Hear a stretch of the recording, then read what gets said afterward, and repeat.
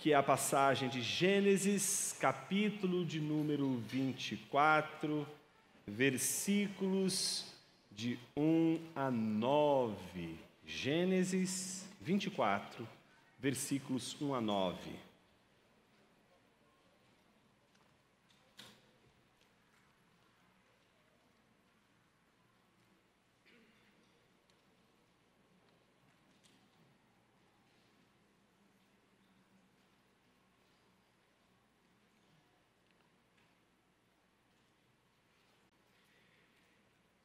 Existe algo que Deus, apesar de ser Senhor do céu e da terra, apesar de ser onipotente, todo-poderoso,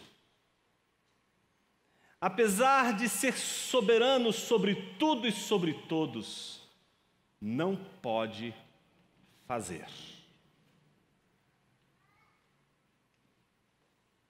Há algo, portanto, que Deus não pode fazer, e não é, como os filósofos diziam, Deus não poder criar uma pedra maior do que ele pudesse carregá-la, ou que Deus não pudesse fazer, por exemplo, uma circunferência cujos raios não sejam equidistantes do centro, ou que Deus não pudesse fazer um quadrado redondo, não. Há algo que Deus não pode fazer e que nenhuma das ameaças dos xistes lógicos que os filósofos apresentaram de como Deus seria aprovado em sua insuficiência são comparados ao fato daquilo que a própria Escritura nos diz sobre o que Deus não pode fazer. E há algo, sim, que Deus não pode fazer. Há algo, portanto, impossível para Deus. Em Hebreus capítulo 6, versículo 18, a palavra de Deus diz que é impossível que Deus minta. Todos os homens podem mentir. Todas as pessoas são, como as Escrituras dizem, mentirosas. Mas o único que por natureza jamais seria capaz de mentir é o Senhor Deus, Criador dos céus e da terra. O Deus Todo-Poderoso, soberano sobre tudo e sobre todos, que pode criar todas as coisas, mas jamais mentir para quem quer que seja.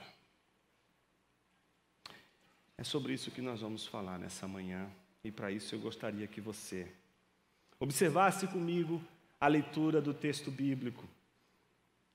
Gênesis 24, do versículo 1 ao versículo de número 9, diz assim a palavra de Deus: Abraão já era velho, de idade bem avançada, e o Senhor o havia abençoado em tudo. Abraão disse ao mais antigo servo da sua casa, que governava tudo o que possuía: põe a sua mão por baixo da minha coxa, para que eu faça com que você jure pelo Senhor, Deus do céu e da terra, que você não buscará uma esposa para o meu filho entre as filhas dos cananeus, no meio dos quais eu estou morando, mas que você irá à minha parentela e ali buscará uma esposa para Isaque, meu filho.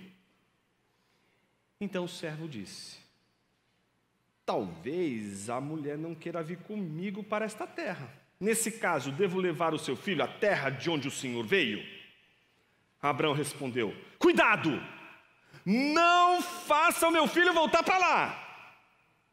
O Senhor, Deus do céu, que me tirou da casa de meu pai e da terra dos meus parentes, e que me falou e jurou, dizendo: à sua descendência darei esta terra, ele enviará o seu anjo adiante de você, para que lá você encontre uma esposa para o meu filho.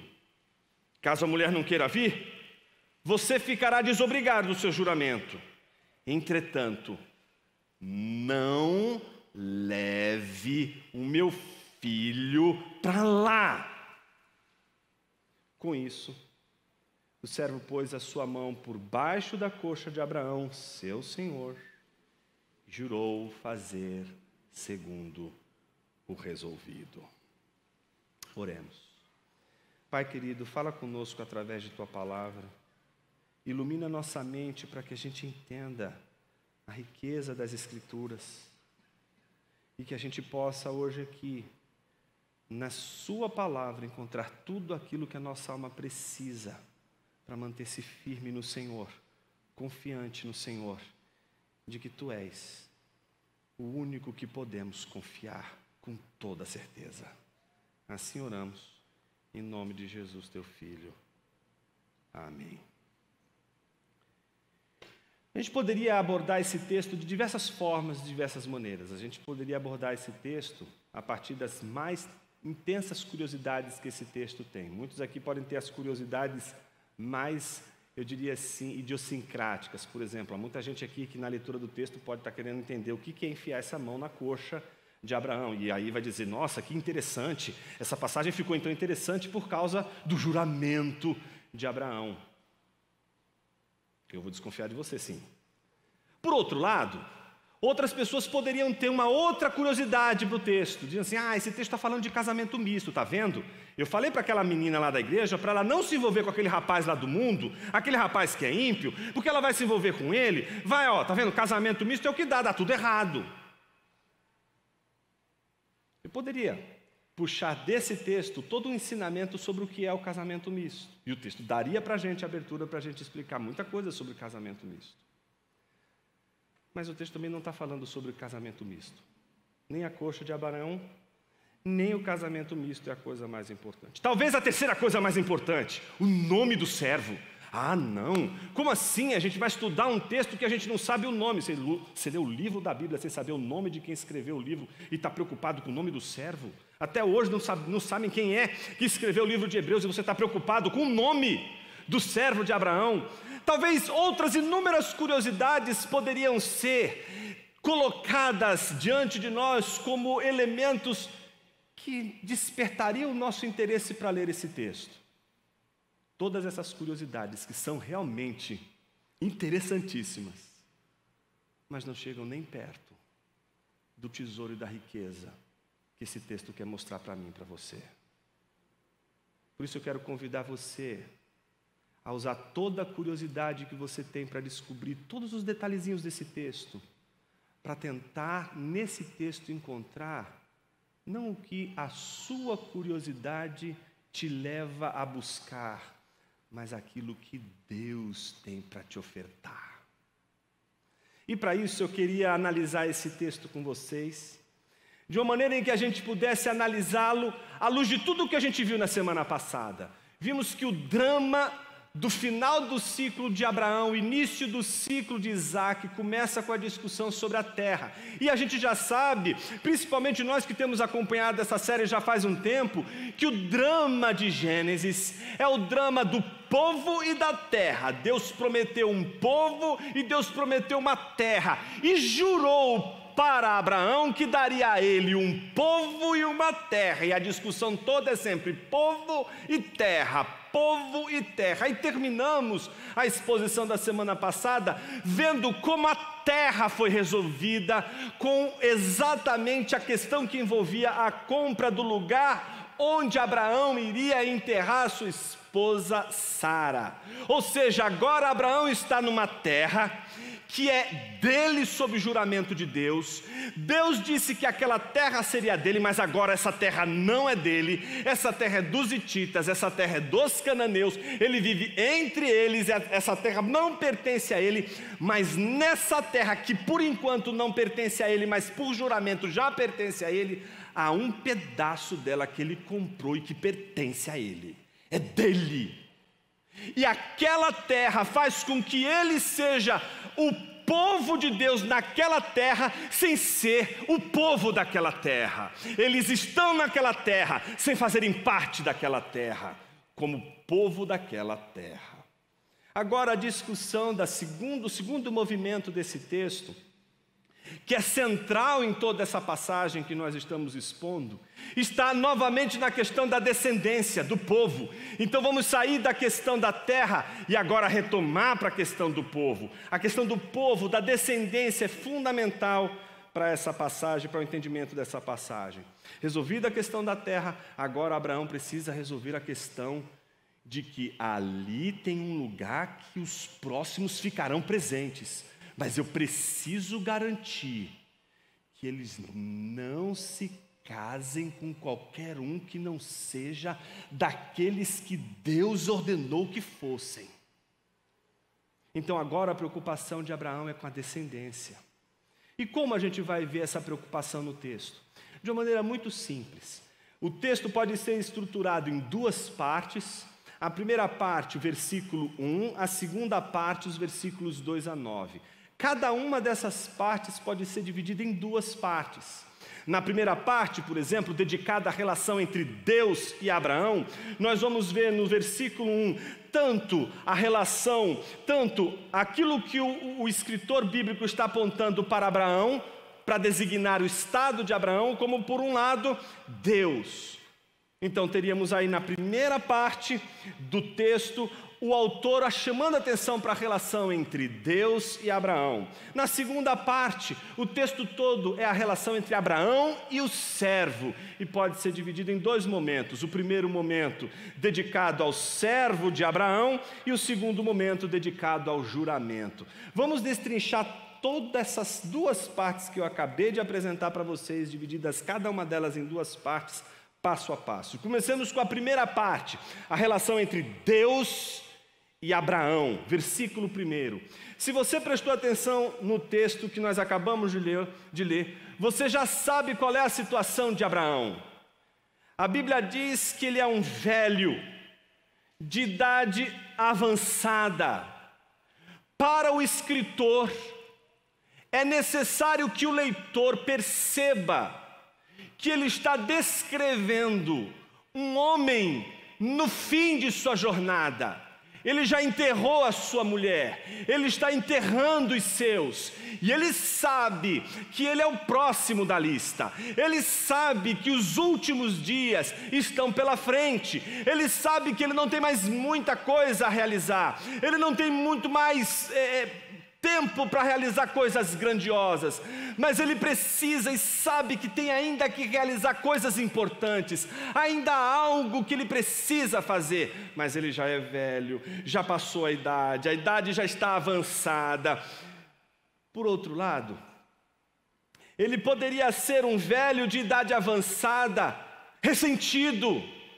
Ele poderia ser um velho que, depois de ter confiado no Senhor, de ter vivido todas as experiências que ele teve com Deus, e chegar à seguinte conclusão: não valeu a pena, eu só andei, vaguei para encontrar uma terra, e cheguei na terra e agora eu nem consigo, foi uma luta para comprar um lugar para enterrar a minha esposa, e no entanto eu nem estou vendo aqui essa terra toda que Deus disse que seria minha, de toda a minha geração. Ele poderia terminar a vida dele ressentido, dizendo: por que eu fiz tudo o que eu fiz? Eu não provei de nada disso, porque tudo que eu estou fazendo é para o outro, porque tudo que eu estou fazendo é para as próximas gerações. Abraão é o símbolo de uma liderança que hoje nós perdemos de vista. Perdemos líderes não que saibam viver, nós não temos mais líderes que sabem morrer. A nossa dificuldade é que a gente quer líderes que querem viver demais. Líderes que não entendem o que é importante na vida, em termos não pessoais, não para si mesmos. Abraão é o exemplo de um líder que é capaz de saber que todo o papel dele não é para ele, mas é para o outro. Tudo que ele está construindo, tudo que ele está edificando, tudo que ele está preparando é para a nova geração, é para quem vem lá pela frente. E a prova disso, meus irmãos, é de que esse texto mostra a reação de Deus para com este homem velho. A reação de Deus para com este homem velho, a segunda parte do versículo 1, é a de que Deus o havia abençoado em tudo. Abraão envelheceu como qualquer homem poderia sonhar na vida.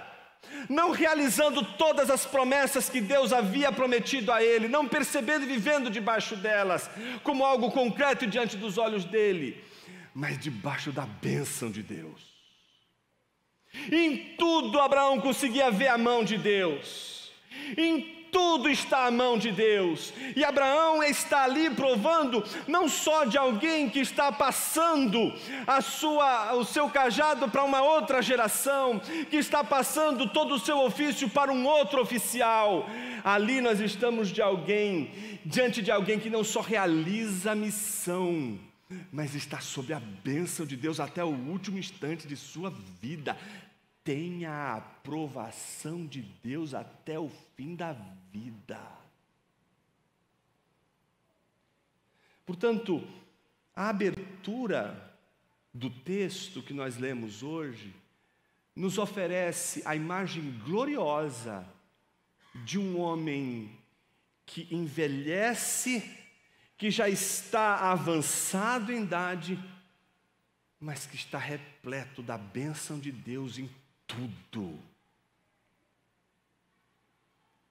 A pergunta que a gente tem que se fazer é: por que é importante para aquele que vai ler essa passagem saber disso? Por que você precisa saber disso antes de saber o que mais importa, que é o evento? Por que eu e você precisamos saber que tudo que vem depois só faz sentido se, em primeiro lugar, nós soubermos que Deus está se relacionando com alguém que está terminando o seu caminho, mas está terminando na bênção de Deus, mas não está vendo as coisas que Deus jurou acontecerem agora diante dos seus olhos. Porque a história não é de Abraão. Porque não é sobre Abraão. Porque não é sobre a fidelidade de Abraão. Porque não é sobre a coragem de Abraão, porque não é sobre a capacidade de Abraão até o final da sua vida se preocupar com a continuidade da fidelidade do seu povo a Deus. Porque essa história não é sobre Abraão, essa história é sobre o Deus de Abraão. A história da nossa fidelidade a Deus não é a história do nosso caráter, da força do nosso caráter, mas é a história da graça e da misericórdia de Deus que não deixam de ser derramadas em toda a nossa vida. Se você quer terminar uma grande obra, o mais importante é você saber que Deus e a sua bênção cobre tudo ao seu redor. Por quê? Vamos à segunda parte. A segunda parte nos revela o que de fato acontece nesse segundo momento da narrativa. Abraão, resolvendo a questão da terra, precisa agora resolver a questão do povo, precisa resolver a questão da descendência. Então o que ele faz? Primeira coisa, agora é a relação entre Abraão e servo, dos versículos 2 a 9. Primeira coisa que Abraão faz, ele chama seu servo. O versículo 2, a parte A, diz: Abraão disse ao mais antigo servo da sua casa, que governava tudo o que possuía. A despeito de não termos a certeza sobre quem é esse servo, algumas coisas nós podemos concluir deste servo. Primeiro, nós podemos concluir que ele era o mais antigo servo da casa de Abraão, ou seja, não é alguém novo, não é alguém que chegou agora, não é um servo que apareceu nesse exato momento, é alguém que caminha com Abraão há muitos e muitos e muitos e muitos anos, é alguém que já faz muito tempo que está junto de Abraão. E aí você se pergunta: mas Jonas, por que isso é importante? Ora, é importante porque parece que a gente tem dificuldade de confiar em pessoas que a gente conhece há tão pouco tempo. Porque a confiança parece que é algo que a gente só constrói com o tempo. Parece que a confiança exige que haja uma experiência e uma demanda de tempo para que ela possa surgir dentro de nós. Abraão, portanto, chama o mais antigo, aquele que ele mais confia. A prova de que este servo, que é o mais antigo, é aquele que Abraão mais confia, está no fato de ele ser justamente o governante da sua casa. É justamente aquele para quem Abraão confia toda a sua riqueza. Ele não entregaria isso para alguém que ele não confia. Toda a organização da sua casa, toda a gerência da sua casa, toda a organização estava nas mãos deste servo.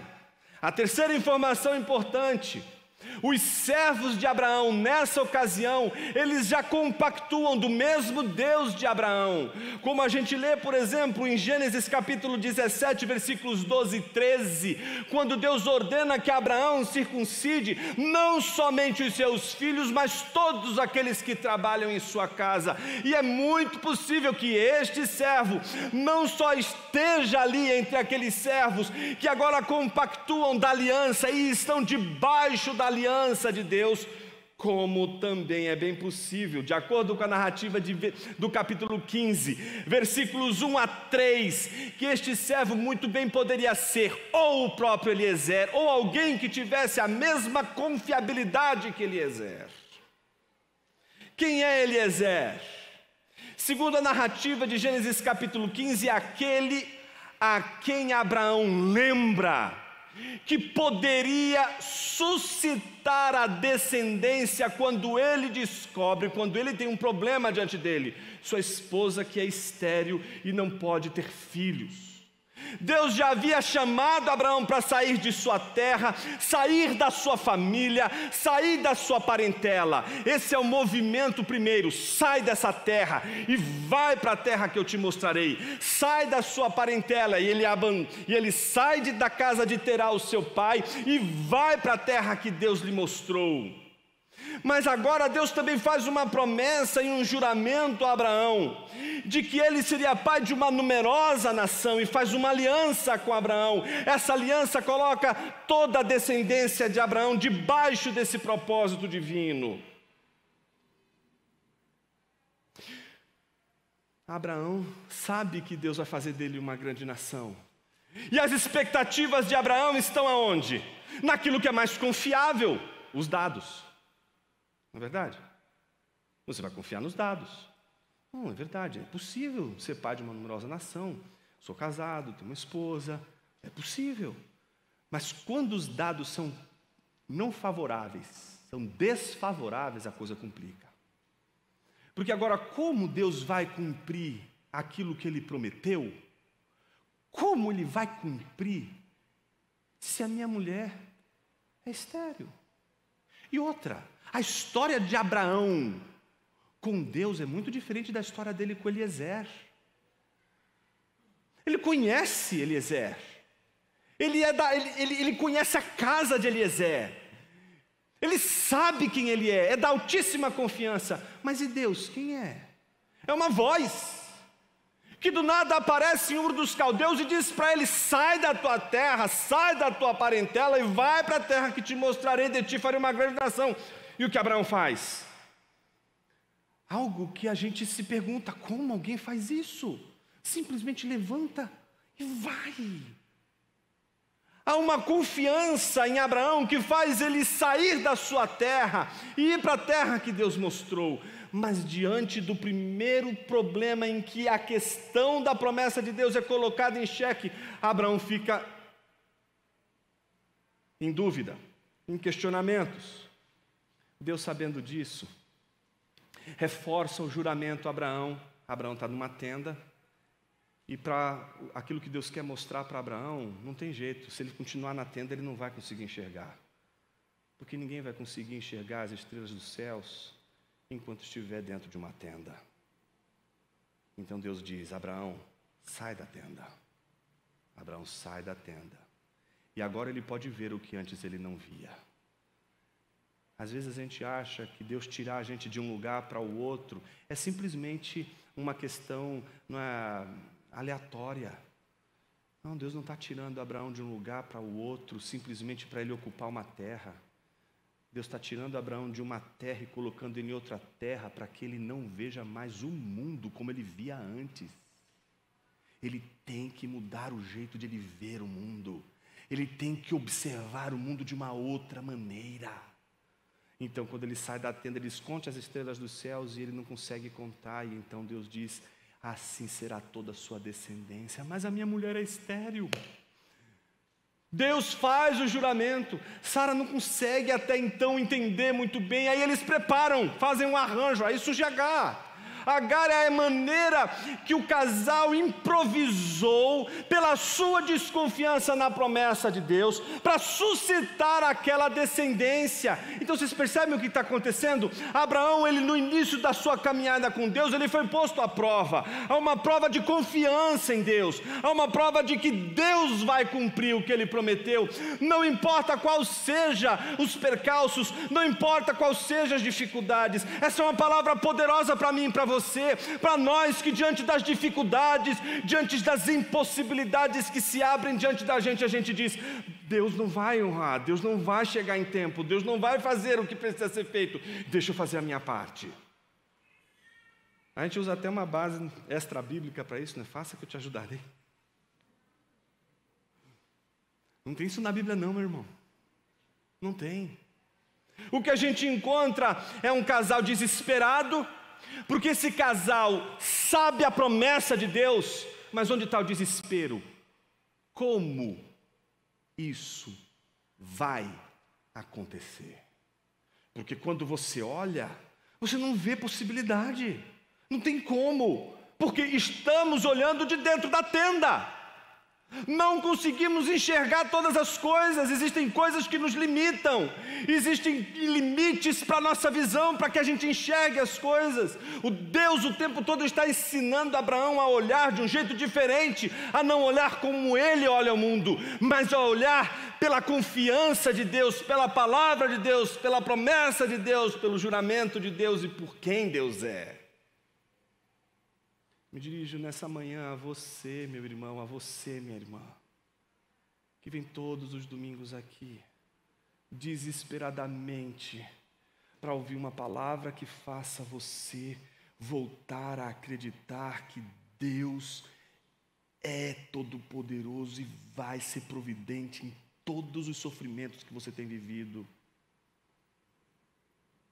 A melhor palavra que Deus poderia dar para você nesta manhã é: não deixe de olhar para as promessas de Deus. Porque todas as vezes que se esquecemos de Deus e das suas promessas, o que nos sobram? Os dados. E esse mês não vai dar, e fulano não está mais aqui, e fulano abandonou, a gente vai olhar as variantes, a gente vai olhar os dados, a gente vai ver tudo aquilo diante de nós, a gente vai dizer: não vai dar, o que eu posso fazer? E aí a gente vai tentar fazer alguma coisa, a gente vai tentar rapidamente resolver o problema.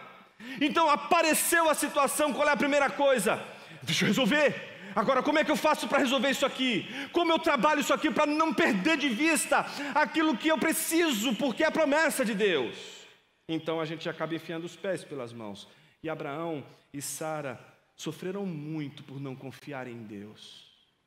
Agar não foi a solução de Deus, foi a improvisação que Abraão e Sara fizeram para a promessa de Deus.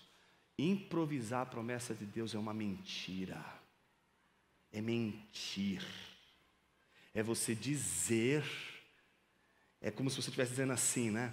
Deus prometeu que vai dar terra, Deus prometeu que vai fazer isso, vai fazer... então, mas não é possível, né? Mas é possível se ele der um jeitinho aqui, e você e eu sabemos muito bem o que o jeitinho é. Todo esse preâmbulo foi por uma razão. Quando a gente lê o versículo 2, Abraão disse ao mais antigo servo da sua casa que governa tudo o que possuía, ele diz um juramento, ele faz com que este servo jure diante dele. Ele faz isso porque ele tem uma preocupação enorme. Se você me perguntar, Jonas, ele não confia? Ele confia. É o servo mais confiável, é aquele a quem ele confia. Mas o que Abraão faz? Abraão se dirige ao servo, e aí a gente vai ver da parte B do versículo em diante, e coloca o servo debaixo de um juramento. Essa é a primeira posição de Abraão, quando no juramento diz ao servo: ponha a sua mão por baixo da minha coxa, para que eu faça com que você jure pelo Senhor, Deus do céu e da terra, que você não buscará uma esposa para meu filho entre as filhas dos cananeus. Primeira informação importante que a gente não pode perder de vista: Abraão está preocupado com uma esposa para seu filho Isaque. Ou seja, a terra já está encaminhada, eu preciso encaminhar agora a descendência. E a descendência implica que Isaque não se case com nenhuma mulher que faça parte dos povos cananeus. Não pode. Não pode. Então, o que ele pede? Que aquele servo que é da sua mais alta confiança vá buscar na sua parentela. E a gente viu na genealogia da semana passada que a família é grande, não é? Então, que vai buscar lá da sua parentela uma esposa para Isaque. Ele confia que ele vai lá buscar uma esposa da sua parentela. E jamais entre as cananitas. Algumas coisas são importantes aqui. Ele não só pede para que ele faça um juramento diante de Deus, que ele vai buscar uma mulher da sua parentela e não entre as suas cananitas, mas ele faz isso dizendo algo muito significativo. Observe o que diz o versículo de número 3: para que eu faça com que você jure pelo Senhor, Deus do céu e da terra, que você não buscará uma esposa para o meu filho entre as filhas dos cananeus, no meio dos quais estou morando. Seria mais fácil, não seria? É mais fácil. É mais fácil Eliezer dar continuidade. Tudo bem, não é Sara, mas depois a Sara pega para criar, e aí é filho nosso, acabou, está tudo resolvido. É mais fácil. É mais fácil pegar uma das mulheres cananitas, faz o casamento aqui mesmo. Imagina, viajar 21 dias até chegar lá. Que confusão. Vamos resolver um negócio aqui. Você chega lá, depois vai que a menina não quer nada. Você não sabe que confusão que vai ser. Aqui está mais fácil. A nossa vida gira em torno do que é mais fácil. A nossa civilização é a civilização das facilidades. A gente sempre quer o que é mais fácil. E nada contra o que é mais fácil, quando aquilo que queremos de forma fácil vai embora também fácil. Porque o nosso sonho de ouro, a nossa maior realização é conseguir coisas gloriosas, poderosas, cheias de dignidade, de valor, de forma fácil. É isso que faz as pessoas. Como é que eu faço para ficar rico da noite para o dia? E elas fazem as coisas mais absurdas do mundo para ficarem ricas numa mentira, roubando, furtando, se corrompendo, fazendo as coisas mais hediondas para acelerar o processo de se tornar alguém que ela gostaria de ser agora, mas tem que levar tempo para isso acontecer. As facilidades, todos os caminhos fáceis estão sempre diante da gente, sempre se ofertando diante da gente. E agora está aqui o contexto daquele servo que está ouvindo agora Abraão olhar para ele dizendo assim: você vai procurar uma esposa para o meu filho. Então é um casamento arranjado. E ele está ouvindo muito bem, conhece Abraão, tá certo? Tá, até aí tudo bem. Naturalmente eu fico imaginando ele já pensando: não, mas isso vai ser moleza, eu vou pegar alguma das meninas daqui. E ele já diz: olha, não quero nenhuma delas, mesmo que a gente esteja morando aqui. Não somente isso, mas que você irá à parentela e ali buscará uma esposa para Isaque, meu filho. Então esse é o juramento que ele quer que ele faça. Ele quer que ele faça um juramento diante de Deus de que ele vai buscar uma noiva para Isaque, que tem que ser lá da sua parentela. Ele vai ter que viajar 20 dias para chegar lá e 20 para voltar, se a pessoa aceitar logo na hora, não é? Se não tiver nenhum percalço, quem já leu o texto inteiro sabe que vai ser mais do que isso, mais do que esse tempo. Mas ele vai ter que fazer algum movimento, vai dar trabalho, não vai ser fácil. E que não adianta escolher nenhuma mulher cananita. Imagine o seguinte, ele já tem todos os dados, né? Mas existe ainda uma facilidade. Algo que Abraão não pensou. Algo que não está na fala de Abraão.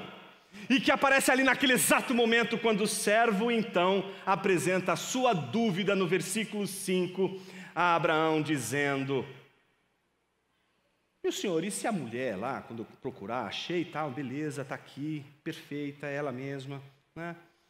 E eu falo assim, olha, é o seguinte, sai da tua terra, sai da tua parentela, e vai para a terra que eu vou te mostrar, e lá você vai encontrar um rapaz muito bonito, ou não, depende, e lá você será a mãe de uma numerosa nação. Imagina, você já viu essa história em algum lugar? Você já viu essa história antes?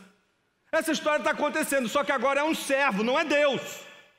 É o servo que tem que chegar para a menina e dizer assim, filha, olha, eu estou fazendo o meu trabalho. E o meu trabalho é o seguinte, você tem que sair da sua terra, da sua parentela, todo mundo, abandona todo mundo e vem se casar com um homem que fica há 20 dias daqui. Que você nunca viu na vida. Que você não sabe quem é.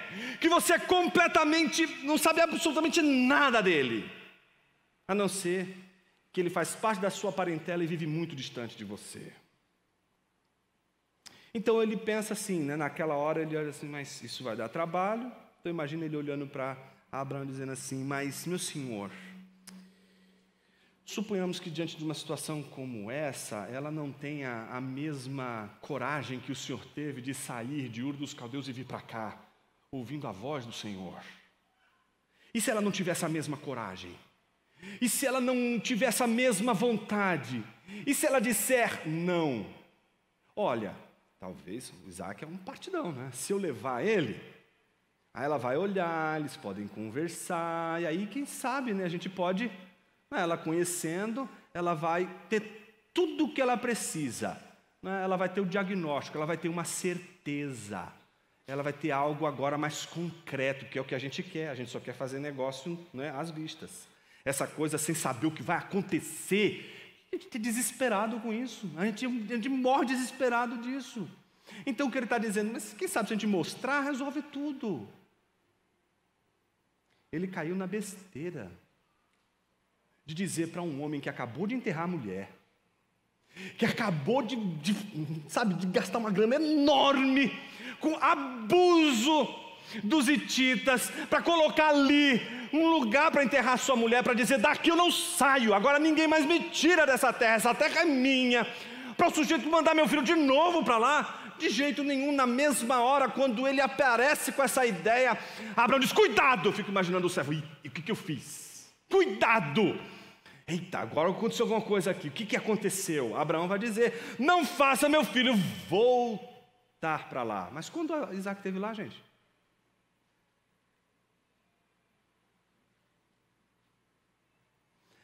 Perceba que não é a questão geográfica. Eles não estão falando de geografia. Eles estão falando da parentela. Eles estão falando da sua origem. Isaac nunca esteve lá, mas a origem dele é lá. Ele veio de lá.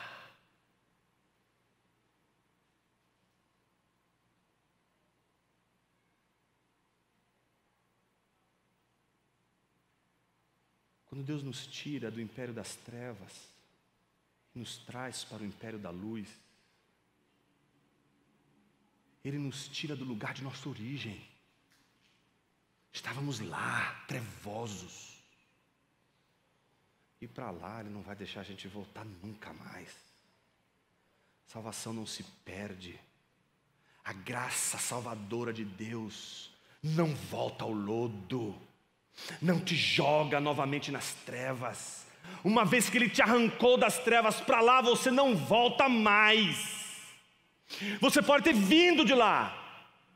Por isso um crente nunca pode esquecer do lugar de onde Deus o tirou.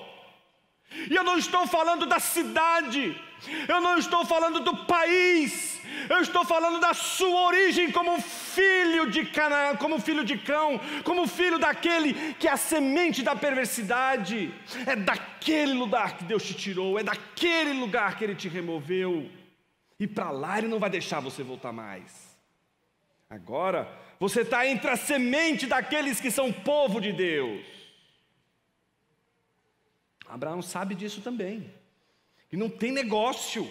Ele diz: cuidado, não faça meu filho voltar para lá. O Senhor Deus do céu me tirou da casa de meu pai, da terra dos meus parentes, e que me falou e jurou, dizendo: a sua descendência darei esta terra, ele enviará o seu anjo adiante de você.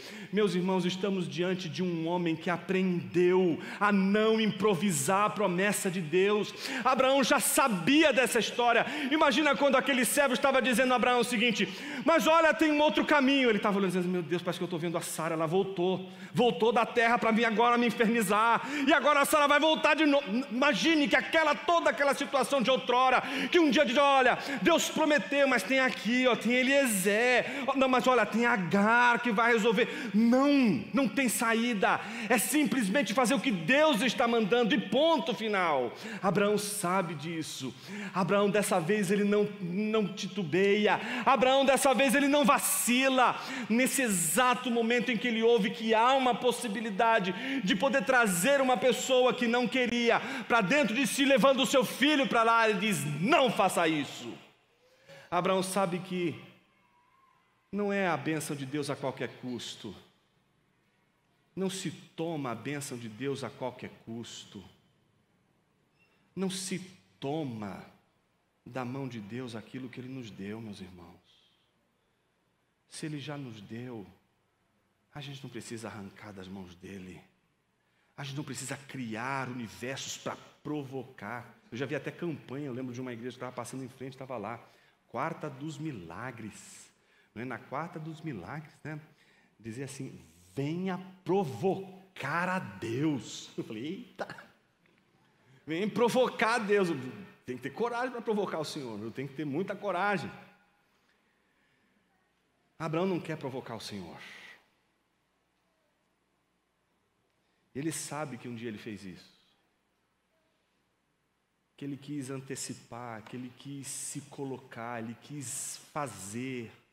Ele não quis vivenciar a maior experiência que um crente pode experimentar em sua vida, de ver Deus fazendo tudo e morrer velho com tudo abençoado e dizer: eu não fiz nada, o Senhor fez tudo.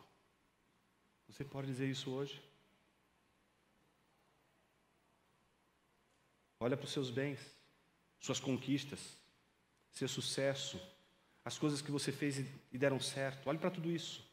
Você pode dizer: o Senhor fez tudo, eu não fiz nada. Essa é a prova do cristão. A prova do cristão é a confiança de que Deus trabalha, de que Deus não é um ser à parte do mundo, e que deu uma cordinha no mundo como um relógio de dar corda, e que se vira por si mesmo.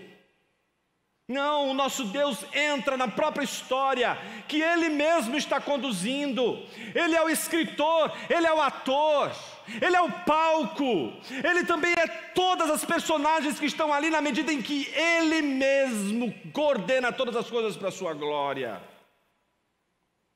Obviamente isso não quer dizer, em hipótese alguma, que todos os seres são Deus. Pelo contrário, todos os seres se submetem ao senhorio de Cristo. Nenhum ser pode ir contra a vontade de Deus. A palavra de Deus diz logo em seguida algo maravilhoso. Abraão diz: Ele enviará o seu anjo adiante de você. Coisa bonita isso, não, meus irmãos? Ele enviará um anjo adiante de você. Ele não está dizendo para aquele servo o seguinte: olha, vai para lá e faça a sua observação, o que você precisa fazer. Não, Abraão dá uma referência para ele, um anjo. O anjo irá adiante de ti. A vida cristã nunca é uma vida à frente do anjo do Senhor. É sempre uma vida atrás do anjo. Você nunca vê as frentes, você sempre vê as costas. Porque é o anjo que sabe onde você tem que chegar. Ele está enxergando. Você só tem que seguir ele. A Bíblia nos diz que o maior de todos os mensageiros, ângelos, é mensageiro, não é esse que tem que guiar o servo, mas é o Cristo que guia a sua igreja, que diz aos seus discípulos: se alguém quer vir após mim, a si mesmo se negue, tome a sua cruz e me siga. Nunca estamos na frente de Jesus, sempre estamos atrás dele. Ele sempre está adiante, ele sempre está conduzindo. Ele é o supremo pastor. Se ele não guiar sua vida, se ele não guiar suas decisões, se ele não estiver à frente de suas escolhas, se você não se submeter à guia que Cristo é para a sua vida, você está perdido. É uma ovelha perdida, errante. Volta a olhar para o seu guia, que é Jesus, e vá atrás dele. É atrás dele que você tem que estar, como aquele servo precisava estar atrás daquele anjo. Abraão sabia que ele precisava contar, não com a fidelidade daquele servo, mas com a fidelidade do Senhor na presença do anjo. O anjo é a garantia de que tudo aquilo que estava acontecendo ali, que estava para acontecer, o que ele desejava que acontecesse, iria acontecer. Era o anjo que iria garantir a descendência, porque Abraão sabia que a vontade de Deus era que Isaque, seu filho, casasse com alguém que fosse da sua parentela e não alguém que fosse da terra dos cananitas. E a palavra de Deus diz que diante disso, diante da palavra de Abraão, que disse: ele enviará o seu anjo diante de você, para que lá você encontre uma esposa para o meu filho. Aquele servo tem tudo o que ele precisa para jurar. Olha que coisa linda. Ele está com medo de jurar, meus irmãos. Não é qualquer juramento, ele tem que fazer um juramento diante de Deus. E se ele não consegue, ele sabe que ele não pode brincar com o juramento diante de Deus. Então ele quer saber como é que ele vai realizar aquela missão. Ele não pode jurar por algo que ele vai falhar. Há muito temor nesse servo. Mas quando Abraão diz que tudo aquilo que ele precisa para ser fiel, ele terá, ele então faz o juramento. Porque a confiança tanto de Abraão, como a confiança do seu servo, está no Senhor. Você pode ter muitas dúvidas, meu irmão, minha irmã. Você pode olhar para o mundo à sua volta e não ter nenhuma resposta para as perguntas que você tem. Você pode fazer inúmeras questões e não ter nenhuma resposta para elas. Mas tudo o que você precisa saber é que Deus está diante de você, de que Ele é o seu guia. A palavra de Deus diz que com isso, diante das palavras de Abraão, o servo então pôs a sua mão por baixo da coxa de Abraão, seu senhor. Observe que o texto está dizendo, seu senhor. Por que reforça a ideia do seu senhor? Porque um juramento você só faz para alguém que é superior. Ninguém vai jurar por alguém que é inferior. Ninguém faz esse tipo de juramento. Então ele faz diante do seu senhor um juramento, diante de alguém que é maior do que o seu próprio senhor, que é Abraão, que é Deus. Veja o que a Bíblia diz com isso. O servo pôs sua mão por baixo da coxa de Abraão, seu senhor, e jurou fazer segundo o resolvido. Como Abraão disse que ele deveria fazer o juramento? Quando você lê o versículo 3, você vê: para que eu faça com que você jure pelo Senhor, Deus do céu e da terra. O juramento, portanto, que ele está fazendo, que aquele servo está fazendo, é um juramento que ele faz diante de Deus, o ser mais superior, aquele a quem mais poder possui. É diante desse ser poderoso, desse ser soberano, desse ser onipotente, que este servo faz o seu juramento.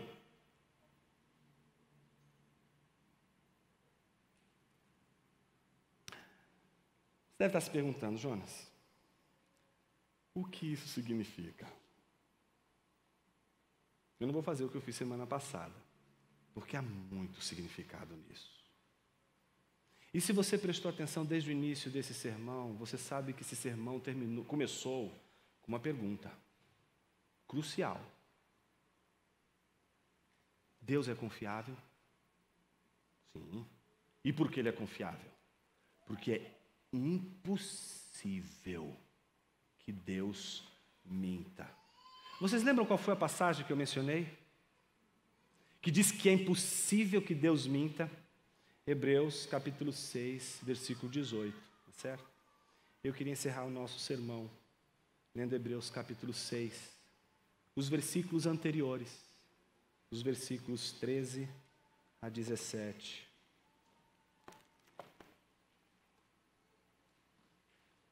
Diz assim a palavra de Deus: pois quando Deus fez a promessa a Abraão, visto que não tinha ninguém superior por quem jurar, jurou por si mesmo, dizendo: certamente eu o abençoarei e multiplicarei os seus descendentes. E assim, depois de esperar com paciência, Abraão obteve a promessa, porque as pessoas juram pelo que lhes é superior, e o juramento, servindo de garantia, põe fim a toda discussão. Imagine que existe a promessa e o juramento. Toda vez que se faz a promessa, se apresenta exatamente uma garantia para essa promessa. Aquele servo não estava fazendo outra coisa senão seguindo o protocolo. Fez a promessa: sim, irei buscar esta esposa para Isaque. Esta esposa não será entre as mulheres cananitas, será aquela mulher. Eu sei que se aquela mulher disser não quero ir, eu estarei desobrigado do juramento, mas a minha missão é ir lá e buscar aquela mulher que é filha da parentela de Abraão, para trazer para casar com Isaque. Isso é a promessa. Mas a promessa precisa de uma garantia. E o que é a garantia? Aquilo que vai fazer com que alguém, diante da promessa e das lutas e das dificuldades da promessa, de todas as tensões para o cumprimento daquela promessa, não perca a sua confiança. Ela precisa fazer um juramento por algo que seja poderoso o suficiente para mantê-la firme na promessa. Então ele faz o juramento diante daquele que é mais poderoso, daquilo que ele mais teme, daquilo que ele mais respeita, daquilo que ele mais considera valioso na vida, daquilo que mais vale para ele. Ele faz o seu juramento diante dele, de que ele vai honrar a sua palavra. É isso que acontece, por exemplo, nos casamentos. Não é só juramento, é promessa e juramento. E o juramento que fazemos é sempre diante de Deus. O servo não faz o juramento diante de Abraão, que é superior a ele. Ele faz diante do seu Senhor, mas o juramento ele faz para Deus. Mas o que é mais incrível nessa história é saber que Abraão está debaixo de uma preocupação com o cumprimento de uma promessa que não foi ele que fez.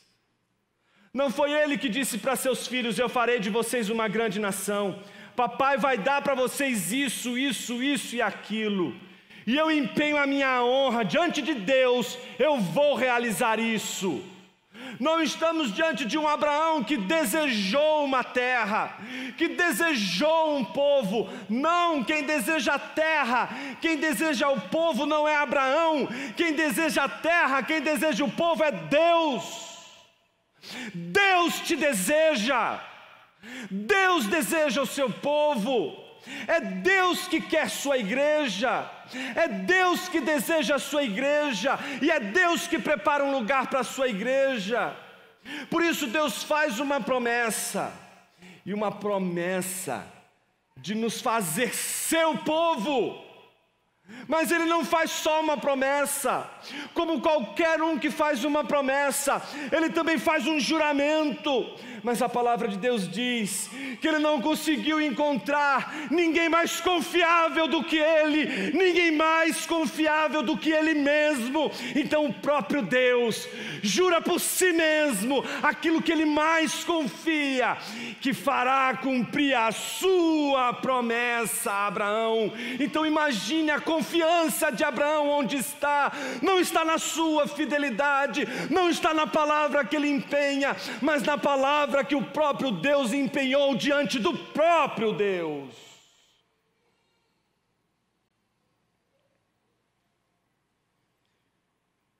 O Evangelho não é sobre a igreja. O Evangelho é sobre um Deus que ama a sua igreja e, sobretudo, um Deus que não pode mentir. Você já parou para imaginar se as boas novas fossem dadas por alguém que não merece a nossa confiança? Porque as boas novas de salvação, porque a salvação de Cristo Jesus, porque podemos confiar nela, porque ela não somente é obra de Deus, mas porque o próprio Deus está debaixo da sua própria promessa e juramento. Jonas, já olhei essa passagem tantas vezes, aquelas curiosidades que você falou no início, são todas elas perturbadoras. Mas o que esse texto está dizendo para mim? Está dizendo para a gente tanta coisa. Quando a gente olha para Jesus, de quem ele é servo?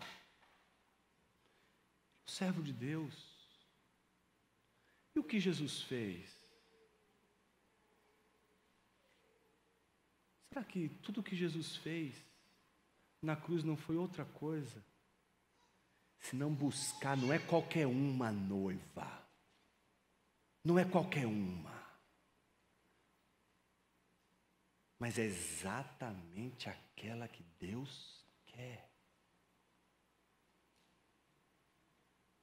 Existe uma doutrina que mais assombra as pessoas, é a doutrina do amor de Deus aliada à doutrina da eleição divina.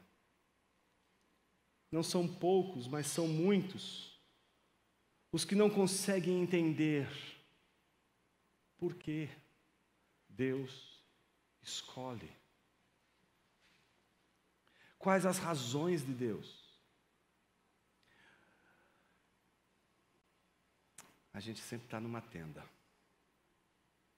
Às vezes ele pede para a gente sair. E a gente consegue ver o que de dentro da tenda a gente não conseguiria enxergar. Mas às vezes, a gente vai estar dentro da tenda. Deus não vai chamar a gente para fora. Mas vai fazer uma promessa de dentro da tenda. Ele vai prometer. Ele vai estabelecer sua palavra, vai dar uma boa notícia, mas estaremos dentro de uma tenda. Não vamos entender suas razões, não vamos entender quais os motivos, quais os critérios, muito embora saibamos que nenhum de nós mereceria ser amado por Deus. Nenhum de nós nenhum de nós deveria ser amado por Deus. Todos nós somos mentirosos. Nenhum de nós é confiável. Quem aqui poderia prometer diante de Deus e ao mesmo tempo dizer que a sua palavra garantiria a sua fidelidade. Quem aqui, ao fazer promessas ao Senhor, sempre terminaria dizendo: Senhor, se essa for a tua vontade, se este for o seu querer. Porque quem de nós conhece o fim da linha? Quem de nós conhece toda a história? Quem de nós sabe todas as variantes? Quem de nós conhece todos os problemas e sabe todas as situações? Quem de nós não é tentado pelo caminho mais fácil a fugir da vontade de Deus e, em vez de suportar, tentar se livrar o mais rápido possível do sofrimento? Há uma promessa garantida por Deus, e o servo não vai realizar a vontade de Abraão, vai realizar a vontade de Deus. Jesus é o servo que não veio realizar a vontade de salvar você por causa de você. Jesus salvou você por causa de Deus. É Deus que te amou. E você é alvo da graça divina por causa do amor de Deus. Jesus é o servo do Senhor que vai salvar você por causa do amor de Deus. Um amor que nós rejeitamos pelos vários amores dessa terra e que era a maior preocupação de Abraão.